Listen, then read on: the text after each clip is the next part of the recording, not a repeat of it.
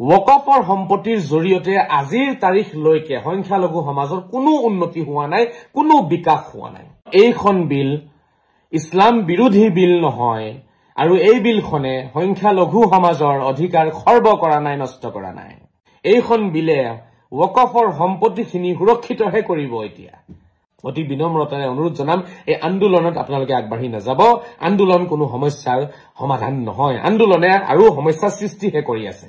যিমান বেছি বেছি আন্দোলন হৈ আছে সিমান বেছি বেছি আমি তলফালে গৈ আছো, সিমান আমাৰ সংখ্যালঘু সমাজ ধ্বংসৰ ফালে গৈ আছে।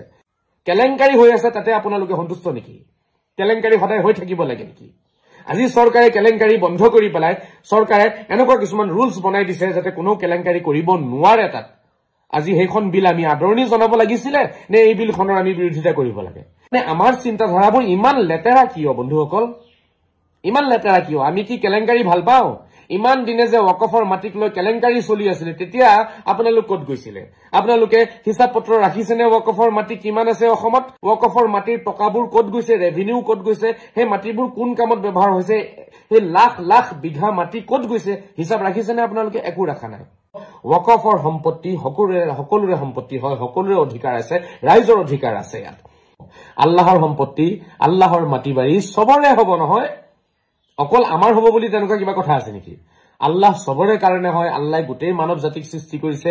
এই লাখ লাখ বিঘা মাটি কিহত ব্যৱহাৰ হৈছে? ক'ত ব্যৱহাৰ হৈছে? কি কামত লাগিছে? ৰেভিনিউ ক'ত গ'ল? টকাবোৰ ক'ত গ'ল? একো হিচাপ কিতাপ নাই। অকল চলিছে দুৰ্নীতি, অকল চলিছে কেলেংকাৰী।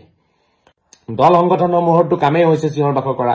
কিবা এটা ইছ্যু পালে বা চিঞৰ বাখৰ কৰিব, কিছু ডেকা ল'ৰা জমা কৰি ল'ব আৰু বাছ হাল্লা চিল্লা কৰিব। সেয়া তেওঁলোকৰ কৰ্ম হয়, সেয়াই তেওঁলোকৰ ধৰ্ম হয়। ওয়াকফৰ সম্পত্তিক কেন্দ্ৰ কৰি গোটেই ভাৰতবৰ্ষতে আজি চৰ্চা চলি আছে। গতিকে এই ভিডিঅ'ৰ মাধ্যমেৰে মই আপোনালোকক কিছু কথা আজি জনাব বিচাৰিম। প্ৰথমটো কথা হৈছে, চাওক, ওয়াকফ সংশোধনী বিল যিখন আহিছে, আমাৰ ৰাইজে সেইখন বিল আদৰি লোৱাটো উচিত বুলি মই ভাবো। আদৰণি জনাব লাগে আমাৰ, কাৰণ এইখন বিল ইছলাম বিৰোধী বিল নহয় আৰু এই বিলখনে সংখ্যালঘু সমাজৰ অধিকাৰ খৰ্ব কৰা নাই, নষ্ট কৰা নাই। বৰঞ্চ মই ভাবো এইখন বিলে ওয়াকফৰ সম্পত্তিখিনি সুৰক্ষিতহে কৰিব। এতিয়া আগতে সুৰক্ষিত নাছিলে, কেলেংকাৰী হৈ আছিলে তাত। এই বিলখনে কিন্তু সুৰক্ষিত কৰিব আৰু এই বিলখনে সংখ্যালঘু সমাজক উন্নতিৰ ফালে লৈ যাব বুলি মই ভাবো। আপোনালোকে নিজে পঢ়ি চাবচোন বিলখন কি আছে নাই। এনেই দল সংগঠনৰ কথাত আপোনালোকে চিঞৰ বাখৰ নকৰিব। মই সকলোকে অনুৰোধ জনাইছো, কোনো আন্দোলন কৰাৰ প্ৰয়োজন নাই। আন্দোলন সমস্যাৰ সমাধান নহয়।